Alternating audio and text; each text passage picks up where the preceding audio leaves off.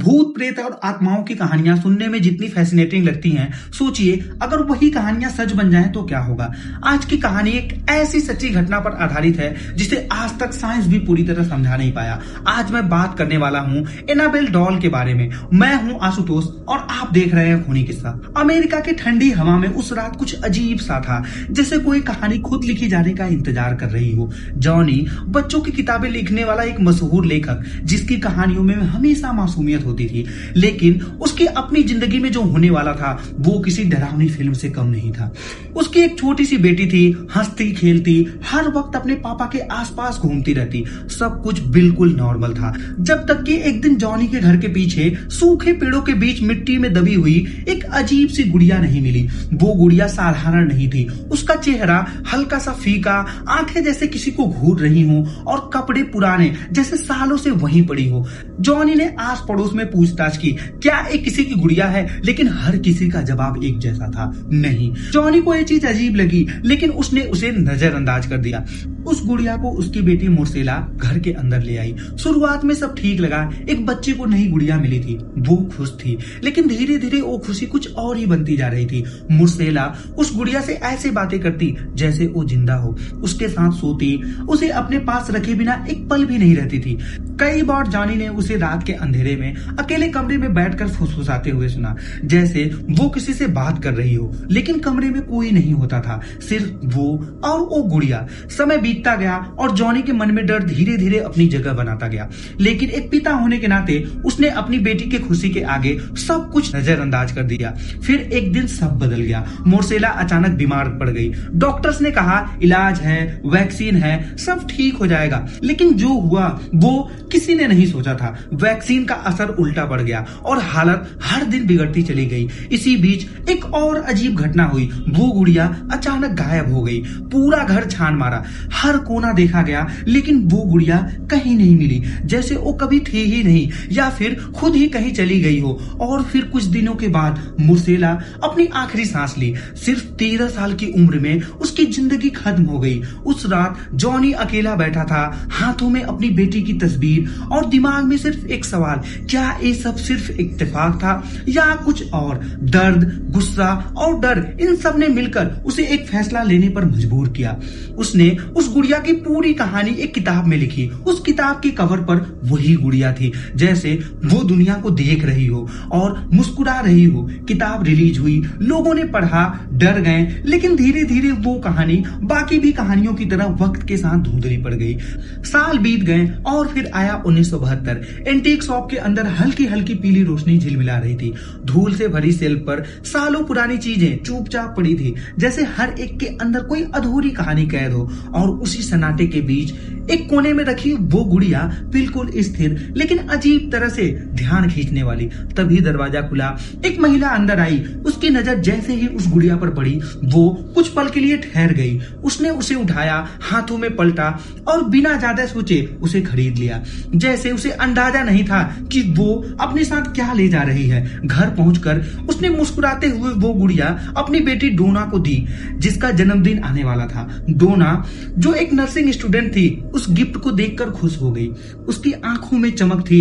उसने हंसते हुए उस गुड़िया को हाथों में लिया, जैसे कोई बचपन की याद अचानक लौट आई हो। उस रात डोना ने उस गुड़िया को अपने कमरे में सजा दिया और कमरे की लाइट बंद होते ही अंधेरे में वो गुड़िया वैसे ही चुपचाप पड़ी रही। लेकिन अब वो अकेली नहीं थी।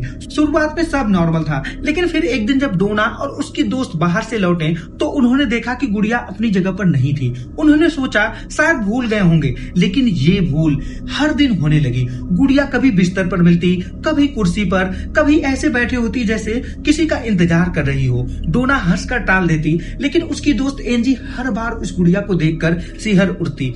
उसे लगता था वो गुड़िया सिर्फ हिलती ही नहीं थी, वो देखती भी थी और शायद इंतजार कर रही थी किसी और चीज का। एंजी अब खुलकर कहने लगी, ये चीज ठीक नहीं है, इसे फेंक दो या किसी और को दे दो, ये यहाँ नहीं रहनी चाहिए। उसकी आवाज में डर साफ झलकता था, लेकिन डोना वो मानने को तैयार ही नहीं थी। पता नहीं क्यों उस गुड़िया को उसके साथ लगाव इतना गहरा हो चुका था कि हर अजीब हरकत के बावजूद वो उसे अपने पास ही रखती थी। शुरुआत में बस इतना था कि गुड़िया अपनी जगह बदल देती थी, कभी कुर्सी पर, कभी बिस्तर पर, कभी दरवाजे के पास। डोना खुद को समझाती शायद मैं ही भूल रही होंगी, लेकिन अंदर कहीं ना कहीं ये सवाल उठता ही रहता, एक निर्जीव गुड़िया खुद कैसे चल सकती है। फिर एक दिन उसने ठान लिया, उसने गुड़िया को कमरे के अंदर एक खास जगह पर रखा, दरवाजा बंद किया, बाहर से ताला लगाया और खुद से कहा अगर ये हिली तो मुझे सच पता चल जाएगा। जब वो वहां लौटी उसका दिल जैसे रुक ही गया। गुड़िया दरवाजे के बाहर पड़ी थी और दरवाजा अब भी ताले से बंद था। कुछ सेकंड तक वो बस खड़ी रही, उसकी सांसें तेज हो चुकी थी। दिमाग समझ नहीं पा रहा थी कि आखिर ये कैसे हो सकता है। अगर गुड़िया अंदर थी और दरवाजा बंद था तो वो बाहर आई कैसे। उस दिन के बाद डर ने धीरे धीरे उसकी सोच में अपनी जगह बना ली, लेकिन फिर भी उसने गुड़िया को छोड़ा नहीं, जैसे वो उससे बंध चुकी हो। करीब 1 महीना बीत गया और फिर एक और घटना ने सब कुछ बदल दिया। एक शाम जब डोना अपने कमरे में लौटी तो उसने देखा कि फर्श पर और टेबल पर कुछ अजीब कागज पड़े हुए हैं। वो साधारण कागज नहीं थे, वो चमड़े के पतले टुकड़े थे और उन पर टेढ़े मेढ़े अक्षरों में लिखा था हेल्प मी। डोना का गला सूख गया। वो लिखावट बिल्कुल किसी छोटे बच्चे जैसी थी, जैसे किसी ने बहुत कोशिश करके लिखी हो। हर दिन नए नए टुकड़े मिलने लगे, हर बार वही शब्द हेल्प मी। अब डोना और एंजी दोनों डरने लगी थी, लेकिन अब भी वो ये तय नहीं कर पा रहे थे कि ये क्या हो रहा है। और फिर एक रात जब डोना अपने कमरे में दाखिल हुई, उसकी नजर सीधी उस गुड़िया पर पड़ी। इस बार कुछ अलग था। गुड़िया के सीने पर और पीठ पर लाल लाल धब्बे थे। पहले उसे लगा कि कोई रंग होगा, लेकिन जैसे ही वो पास गई उसका दिल जोर से धड़कने लगा। वो खून था, ताजा खून। एक नर्सिंग स्टूडेंट होने के नाते वो ये पहचानती थी, कमरे में और कहीं भी खून का कतरा नहीं था, सिर्फ उस गुड़िया पर। अब सब कुछ साफ होता जा रहा था। गुड़िया का अपने आप हिलना, बंद कमरे से बाहर आ जाना, चमड़ों के टुकड़ों पर हेल्प में लिखना और अब एक खून के निशान, ये सब मिलकर एक ही बात कह रहे थे, उस गुड़िया के अंदर कुछ था, कुछ जो जिंदा नहीं था। डोना ने ये सब अपनी दोस्तों को बताया। एंजी तो पहले से ही डरी हुई थी। उसने तुरंत कहा मैंने पहले ही कहा था इसमें कुछ है, इसे फेंक दो, ये ठीक नहीं है। डोना उस गुड़िया को अब खुद से दूर करना चाहती थी, लेकिन पता नहीं क्यों वो जब भी उस गुड़िया से छुटकारा पाना चाहती थी उसके साथ कुछ बुरा हो जाता था। एंजी अब डर से परेशान हो गई थी और उसने ठान लिया कि वो गुड़िया को जला देगी। जैसे वो गुड़िया लेकर नीचे जाने लगी, डोना ने उसे रोकना चाहा। शायद उसे समझ आ गया था कि उन्हें खतरा हो सकता है। जैसे ही एंजी सीढ़ियों से उतरने लगी, अगले ही पल एक तेज चिल्लाने की आवाज आई। डोना ने देखा कि वो नीचे गिरी हुई थी। एंजी ने बताया कि उसे ऐसा लगा कि पीछे से उसे किसी ने धक्का दिया। एंजी के पैर में काफी चोट आई थी, उसे तुरंत हॉस्पिटल ले जाया गया। फिर एक रात एंजी और डोना बाहर थी, तभी अचानक उनके कमरे की तरफ से एक जोरदार आवाज सुनाई दी। वो आवाज इतनी दर्दनाक थी कि दोनों के कदम वहीं जम गए। कुछ सेकंड बाद दोनों भागते हुए कमरे की तरफ दौड़े। दरवाजा खुला, अंदर अंधेरा था और कमरे में कोई था, लेकिन वो डोना और एंजी नहीं थी। उस चीख के बाद सब कुछ जैसे थम सा गया था। जब दरवाजा खुला गया तो अंदर का बंजर देखकर एंजी की सांसें रुक गईं। उनका दोस्त जमीन पर पड़ा था, शरीर पर गहरे गहरे खरोच के निशान, जैसे किसी ने नाखूनों से उसे बेरहमी से नोचा हो। खून धीरे धीरे फर्श पर फैल रहा था और कमरे में वो गुड़िया बिल्कुल शांत बैठी थी। कुछ ही सेकंड में वो बेहोश हो गया। उसे तुरंत हॉस्पिटल ले जाया गया। डॉक्टर भी हैरान थे, इतने गहरे जख्म, लेकिन अजीब बात ये थी कि सिर्फ 15 दिनों के अंदर अंदर सारे घाव ऐसे भर गए कि जैसे कभी थे ही नहीं। लेकिन उनके दिमाग पर जो असर हुआ था वो इतनी जल्दी नहीं गया। जब उसने होश में आकर बताया, उसकी आवाज कांप रही थी। वो गुड़िया थी, उसी ने हमला किया। अब ये सिर्फ शक नहीं था, ये साबित हो चुका था। डोना और एंजी दोनों अंदर से हिल चुकी थी। अब डर हकीकत बन चुका था। वो सीधे पास के चर्च में गई, वहां एक फादर से मिली और पूरी बात बताई। फादर ने उसकी बात ध्यान से सुनी और उन्हें बिशप के पास भेज दिया। बिशप ने जब गुड़िया को देखा, उसकी आंखों में एक पल के लिए गंभीरता आ गई। उन्होंने धीरे से कहा, ये सिर्फ एक खिलौना नहीं है, इसमें कुछ बंधा हुआ है, कुछ बुरा। लेकिन मामला इससे भी बड़ा था। उन्हें आगे एक सीनियर फादर के पास भेजा गया। उन्होंने भी जांच की और फिर एक फैसला लिया, ये मामला अब हमारे हाथ में नहीं है, ये पैरानॉर्मल केस है। और तभी इस कहानी में एंट्री होती है एक ऐसे कपल की जिनका नाम सुनकर लोग डर और उम्मीद दोनों महसूस करते थे, एड और लॉरेन वॉरेन, पैरानॉर्मल दुनिया के सबसे मशहूर इन्वेस्टिगेटर। जब उन्हें इस गुड़िया के बारे में बताया गया, वो तुरंत वहां पहुंचे। उन्होंने सबसे पहले डोना और उसके दोस्तों से बात की, फिर उस गुड़िया को ध्यान से देखा और अगले एक हफ्ते तक वो उसी घर में रहकर हर एक मूवमेंट पर नजर रखने लगी। एक हफ्ते बाद उनका फैसला सबकी रूह कपा देने वाला था। एड ने गंभीर आवाज में कहा, इस गुड़िया में किसी इंसान का आत्मा नहीं है। कमरे में सन्नाटा छा गया। लॉरेन ने कहा, ये एक शैतानी आत्मा है जो खुद को एक मासूम बच्ची के रूप में दिखा रही है ताकि तुम सबका भरोसा जीत सके। डोना के पैरों तले जमीन खिसक गई, लेकिन असली डर तो अभी बाकी था। एड ने धीरे से कहा, ये आत्मा सिर्फ इस गुड़िया में रहना नहीं चाहती, इसे इंसानी शरीर चाहिए। कमरे में मौजूद हर किसी की धड़कन रुक गई, और अगर इसे मौका मिला तो ये तुम में से किसी के अंदर दाखिल हो सकती है। अब एक खेल जानलेवा बन चुका था। तुरंत फैसला लिया गया, इस गुड़िया को यहाँ से हटाना होगा। एड और लॉरेन ने उसे अपने साथ ले जाने का निर्णय किया। उन्होंने गुड़िया को उठाया, अपनी गाड़ी में रखा और वहां से निकल पड़े। लेकिन जैसे ही गाड़ी थोड़ी दूर पहुंचा, अचानक स्टीयरिंग काम करना बंद हो गया। ब्रेक जवाब दे चुकी थी। गाड़ी अनियंत्रित होकर सड़क पर डगमगाने लगी और कुछ ही सेकंड में जोरदार टक्कर हो गई। दोनों समझ चुके थे ये कोई एक्सीडेंट नहीं था, ये उसी चीज का काम था जो उस गुड़िया के अंदर थी। एड ने तुरंत कुछ पवित्र मंत्र पढ़े, गाड़ी में रखे पवित्र जल को उस गुड़िया पर छिड़का। कुछ सेकंड बाद सब कुछ शांत हो गया। दोनों समझ चुके थे ये कोई एक्सीडेंट नहीं था, ये उसी चीज का काम था जो उस गुड़िया के अंदर थी।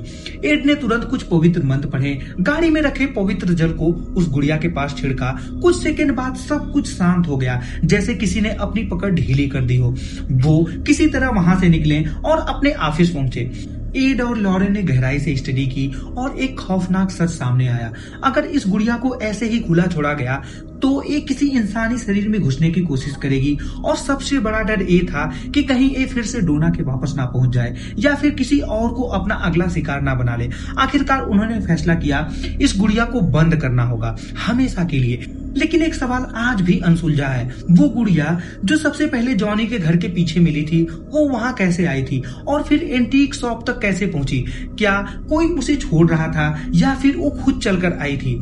जब वॉरेन दंपति ने पीछे मुड़कर पूरी कहानी को जोड़कर देखा तो हर एक कड़ी अपने आप जुड़ती चली गई। जॉनी के घर के पीछे अचानक उस गुड़िया का मिलना, फिर सालों बाद उसी गुड़िया का एक एंटीक शॉप में पहुंच जाना, और फिर ठीक उसी समय जब डोना की माँ वहां जाती हैं, उसका गुड़िया को देखना, जबकि उसने पहले कभी भी अपनी बेटी को ऐसी चीजें गिफ्ट नहीं की थी। लेकिन उस दिन जैसे किसी ने उसके दिमाग में वही ख्याल डाल दिया हो। सब कुछ एक प्लान जैसा लग रहा था, जैसे वो गुड़िया खुद अपनी अगली जगह चुन रही हो। और ये सोचकर ही वॉरेन दंपति सिहर गई कि अगर वो उसे वहां अपने पास नहीं ले आते तो शायद वो फिर डोना के पास लौट जाती या फिर किसी को अपना शिकार बना लेती। इसलिए उन्होंने आखिरी फैसला लिया, इस चीज को हमेशा के लिए बंद करना होगा। फादर्स को बुलाया गया, पवित्र जल छिड़का गया, मंत्रोच्चार किए गए, हर वो तरीका अपनाया गया जिससे ऐसी शैतानी ताकतों पर काबू पाया जाए। इसके बाद उस गुड़िया को एक खास बने हुए लकड़ी और शीशे के बॉक्स में बंद कर दिया गया, एक ऐसा बॉक्स जिसे खोलना आसान नहीं था। फिर उसे अमेरिका के उसके निजी म्यूजियम में रख दिया गया, एक कांच के केस के अंदर, जिस पर साफ साफ लिखा था, वार्निंग, डू नॉट ओपन। लेकिन कहानी यहीं खत्म नहीं हुई। कहते हैं उस म्यूजियम में आने के बाद भी उस गुड़िया की शैतानी ताकतें खत्म नहीं हुई। एक दिन एक लड़का और उसकी गर्लफ्रेंड उस म्यूजियम में पहुंचे। उन्होंने उस गुड़िया के बारे में पहले से ही सुना हुआ था, इसलिए सीधे उसी के पास गए। लड़की थोड़ी डर रही थी, लेकिन लड़का वो हंस रहा था। वो उस गुड़िया के सामने खड़ा होकर उसका मजाक उड़ाने लगा। अगर तेरे अंदर कोई ताकत है तो दिखा, तू क्या कर लेगी मेरा? उसकी हर बात जैसे हवा में नहीं, सीधे उस चीज तक पहुंच रही थी जो उस गुड़िया के अंदर थी। वॉरेन दंपति ने उन्हें रोका और कहा, ऐसी चीजों को चैलेंज नहीं करते, ये मजाक नहीं है। लेकिन लड़का नहीं माना। कुछ देर बाद वो दोनों वहां से निकल गए, अपनी बाइक पर बैठे और घर के लिए निकल पड़े। लेकिन रास्ते में कुछ ऐसा हुआ जिसने सब कुछ बदल दिया। अचानक उस बाइक का एक्सीडेंट हो गया, इतना भयानक कि लड़के की मौके पर ही मौत हो गई। लड़की जिंदा बच गई, लेकिन करीब 1 साल तक हॉस्पिटल में रही। जब वो ठीक हुई तो उससे पूछा गया कि उस दिन क्या हुआ था, तो उसकी आवाज कांप रही थी। उसने सिर्फ इतना कहा, वो लगातार उस गुड़िया का मजाक उड़ा रहा था।